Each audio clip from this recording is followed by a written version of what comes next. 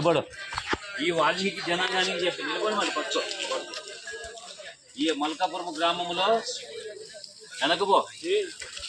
మల్కాపురం గ్రామంలో వాల్మీకి చెప్పేది ఏంటంటే ఆర్టికల్ 340 సెంట్రల్ గెజిట్లో 76 కులాలు ఉన్నాయి. దాంట్లో 74 నెంబర్ వాల్మీకి ఉంది. ఎస్టీ సాధన రాని ఎస్టీ అని రాని మనకి కోర్టుకు వేసుకొని పిలిపించుకోవాలా.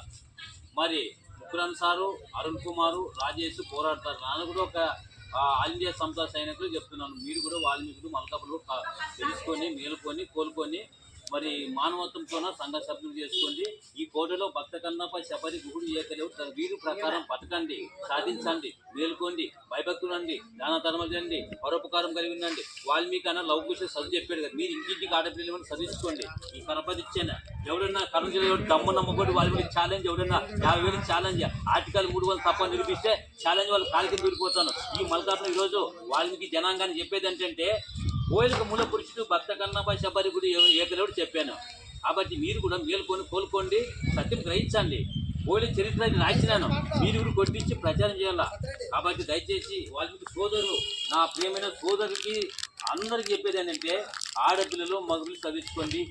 భక్త కన్నప్ప ఏకలేవుడు ధర్మవ్యాధులు జయంతులు చేసుకోండి. మానవత్వం ఉండండి. చుక్కముక్క బానిసలు కావద్దండి. నీలాం సంజయ్ సంఘ నాకు పెట్టిదే ఒకేలా ఎస్సీలో ఉన్నది ఎస్సీలోకి తెప్పి బీసీలోకి ఎస్సీలోకి ఎస్టీలోకి మరి ఇప్పుడేమి అమెండ్మెంట్ ద్వారా ఇప్పుడు ఏం చేసాడు ఎస్టీలోకి తెప్పేసినాడు. కాబట్టి ఇప్పుడైనా మన హక్కుల్ని వాల్మీకి వేరంట పోయేవాడిని ఒకే కులాలు రిజర్వేషన్ ఎన్ని చేసినాడు. తెలంగాణ ఇక్కడ విశాఖపట్నం శ్రీకాకుళం జిల్లాలో ఎస్టీ అంట, రాయలసీమ అంట బీసీలోకి తెప్పి సంకనాక్షి పెట్టాడు. ఇప్పుడైనా పోయిలు వాల్మీకి అందరూ మరి మల్కాపురంలో వాల్మీకి పండుగ చేసుకునే ఉద్దేశంతో మీకు తెలియజేస్తూ ఇద్దరితో ముగిస్తున్నాను.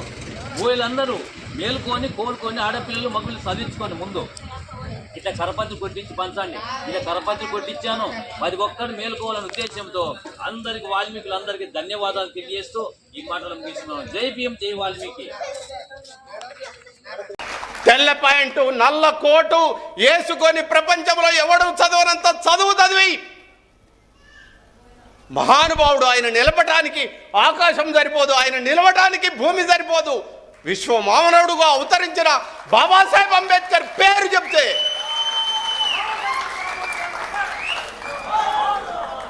కదిలిపోతున్నారు.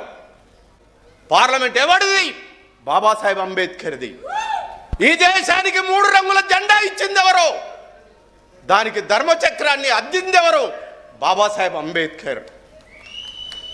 ఈ దేశానికి రాజ్యాంగం రాసింది ఎవరు? బాబాసాహెబ్ అంబేద్కర్.